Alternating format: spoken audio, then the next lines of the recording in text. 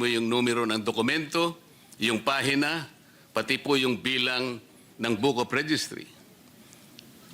Yung pong dokumento ni Gutesa, Mr. President, pag sinalat mo po, meron po kasi akong kopya. Magandang araw mga kababayan, ating panonoorin dito sa video na to si Senator Marcoleta mga kababayan. Pero bago tayo tumulak dyan, isang share, like, subscribe lamang po para updated po tayo sa mga balita dito sa Pilipinas. Eto, tumulak na po tayo sa video na to mga kababayan. Kasi po pagka kinontrol ng judge, Yan. nasa kanyang control talaga. Sapagkat napagtibay nila talaga doon sa kanyang naunang order na hindi nga pirma ng abogado. Naniniwala naman po tayo doon eh. Pangkaraniwan kasi hindi naman yung abogadong pumipirma eh. Saan naman po kayo nakakitang order na gano'n? Eh ako po yung nag-present eh. Wala ngayon ay masasangkot sa falsification dahil sa aking paniwalang totoong sinasabi ng mama na ito, pumunta ka roon kung buang loob mo, pero panutaryo yan, dagdag na kumpiyansa para sa akin. Ako pang nalintikan, Mr. President. Nako, Mr. President, mukhang si Senator pa yung malilintikan talaga. Siya pa yung binaliktad. ay Naknang tokwa. merong isang tao na naging controversial dahil sa kanyang ginawang pagtestigo dito sa Blue Ribbon Committee. Ang pangalan niya po ay Orly Gutesa. Si Orly Gutesa po, kagaya po ng marami, kung hindi man lahat, he testified before the Blue Ribbon Committee and he was the only one who was able to connect the dots between Saldico and Martin Romualdez. Correct. He chose to present himself before the committee, took his oath, and he allowed himself to be interpellated by the members of the Blue Ribbon Committee. This representation thought that that was the thing to be done. Pagkatapos po noon, Mr. President, yung mga tao na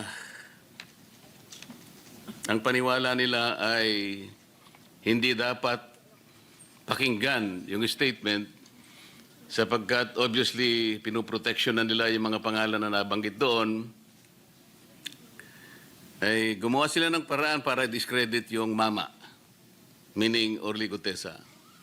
Nagsimula po sila na hanapan ng butas yung Kawawang Marin. nagnotaryo doon sa dokumento.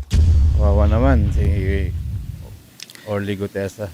Eh, sa akin pong palagay, Mr. President, naging muti ang academic yung notaryo sapagkat yung testigo humarap naman.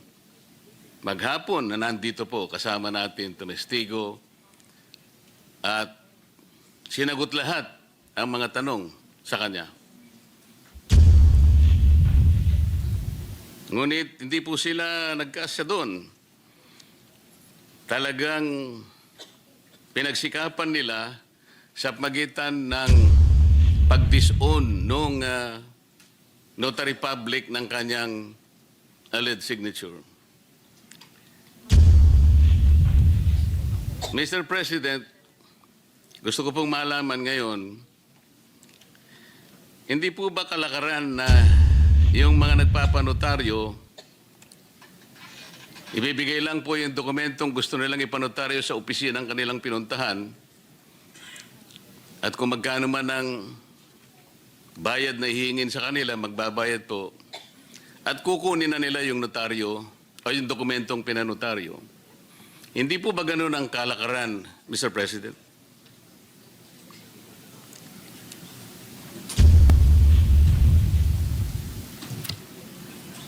Ayan mga kababayan, tinatanong ni Senator Marcoleta kasi nga po main issue hindi pa rin nakakamove on ang ating Senator na si Senator Marcoleta regarding about dito kay Orly Gutesa kasi mga kababayan, malapit na po tayo kung tutuusin eh.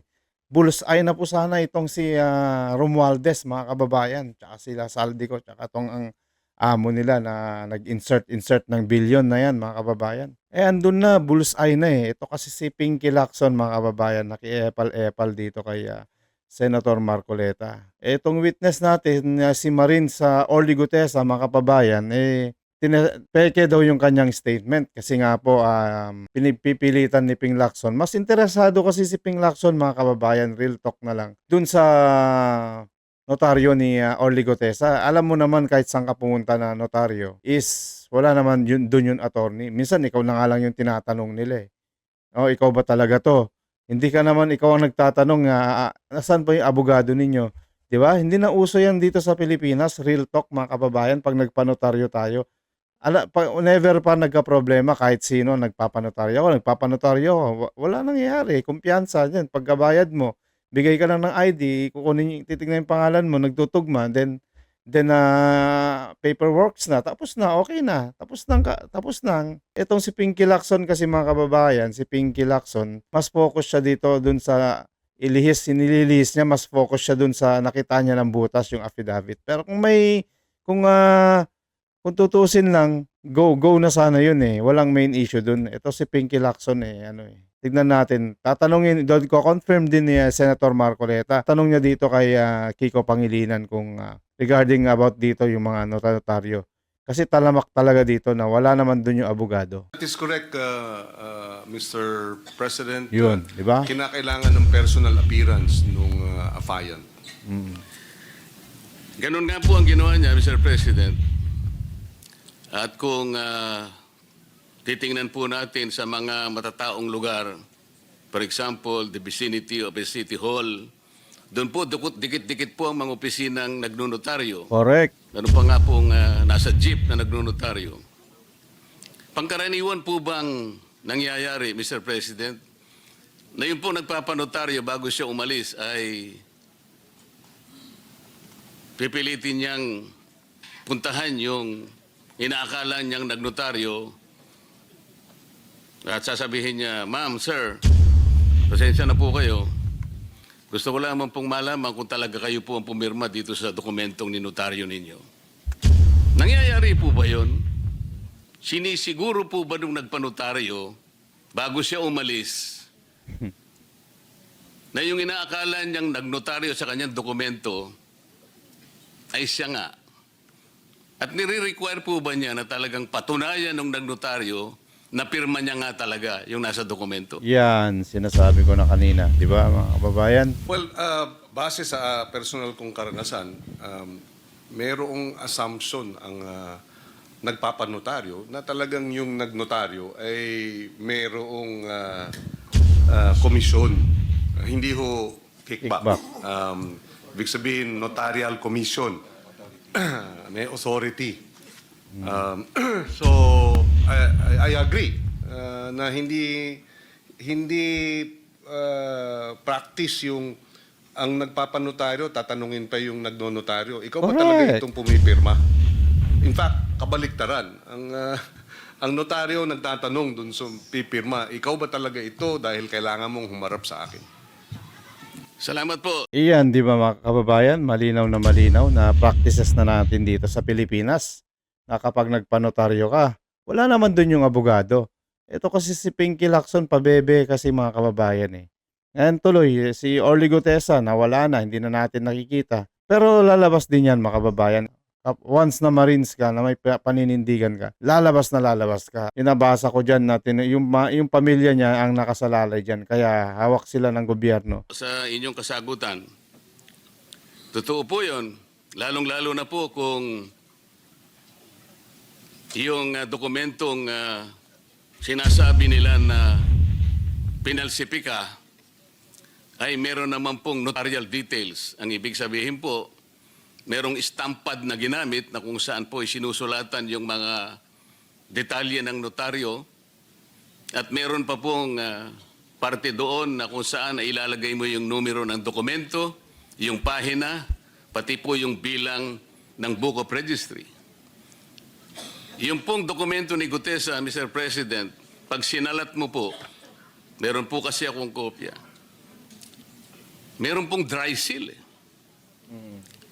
Ang ibig po bang sabihin, Mr. President, si Gutesa, kinakailangan pa niyang maghanap o mag-imbento ng stampad para sa notarial details at saka yung lugar ng opisina na kung saan i-stamp mo doon?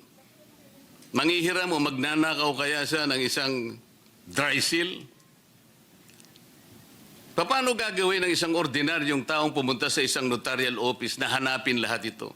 Saan niya kukunin yung notarial number? Saan niya kukunin yung book number, yung page number?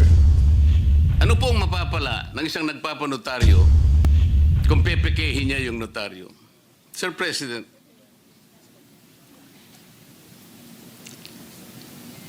sa ordinaryong pangyayari po kailangan pa bang gawin ng isang Orly Gutesa yun? Yung ipeke niya yung... O paano niyang gagawin? Anong capacity ng isang ordinaryong tao na hanapin lahat yun? Sa konting oras na natitira sa kanya dahil kinabukasan kailangan makarating siya rito para personal siyang tetestigo. Ano po ang mapapala, Mr. President, ni Orly Gutesa kung ang kukunin niyang notaryo ay peke? Well, bilang abogado, if I may be allowed, clearly, ang merong, at the very least, ang dapat may pananagutan dun, yung pumeke, rather than si Ginoong Gutesa. Yun. In good faith, the way I see it, no, I could be mistaken dahil hindi naman natin nakausap personal si Mr. Gutesa. So this is really more speculative. In good faith, pumasok siya ron. Sinabi, magpapanotaryo, pinirmahan ni Ginoong Gutesa. At yun na nga, may stamp, may signature, may date, etc. So, kung merong may pananagutan dun, yung nameke. Kung totoo nga peke. At base ata sa findings ng executive judge ng RTC Branch 18 ay yung signature nga nung Espera ay falsified. So yung nag-falsify nung signature, yan, may pananagutan po. Salamat po sa inyong sagot, Mr. President. Pangkaraniwan po kasi, hindi naman po talaga yung abogado o abogada ang pumipirma. Karaniwan po, meron silang staff, meron silang secretary, na sila lang ang pumipirma para sa kanilang principal. Palagay ko po ito, Mr. President, ay pangkaraniwan ang nangyayari. Ang biro nga po ngayon yung notarial services na nangyayari sa ating bansa already transitioned into a cottage industry. Ayan mga kababayan, pumabor din itong si Senator Kiko Pangilinan dito kay Orly Gutesa na wala siyang kasalanan regarding about dun sa pamemeke ng kanyang notaryo mga kababayan. Kasi nga po, wala kasi, ang small issue lang naman to, yung pirma lang ng secretary. Wala kasi dun yung attorney. Ngayon, pinapalaki lang nila. Ang ano talaga dito mga kababayan, walang kasalanan si Gutesa. Kasi siya lang naman yung dumulog dun sa notary office. Ang ano dito, yung conclusion, na dapat ang kasuhan nila, yung abogado na nameke ng notaryo ni Orly Gutesa. Kasi wala nga po siya dun. Dapat nandun ka. Kaso ang practices natin dito sa Pilipinas, wala yung abogado. So, yung ano lang, yung assistant lang. So, pero dapat hindi yun ang big deal talaga. Kung talagang gusto mo nga mag-imbestiga, itong si Pinky Lacson nang sumira sa lahat ng mga ano na to, kasi plano nila to tuta na ilihis yung kaso mga kababayan, kaya nagkaganon, kaya nawala na rin to si Gutesa, kasi si Gutesa lang yung credible witness mga kababayan. Yan, kasalanan nila Ping Lacson yan, Tuta Soto, dahil obvious na pinagtatakpan nila yung sila Romualdez. Kasi syempre, kickback kasama sila dyan. Pera-pera for the boys. O ayan, hanggang dyan na lang muna tayo mga kababayan. Maraming salamat po sa panonood dito sa video na to. Huwag niyong kalimutan i-share, i-like, subscribe para sa ganun updated po kayo dito sa mga nangyayari sa Pilipinas. Maraming salamat po mga kababayan. Ito po ang News That Matters and God bless.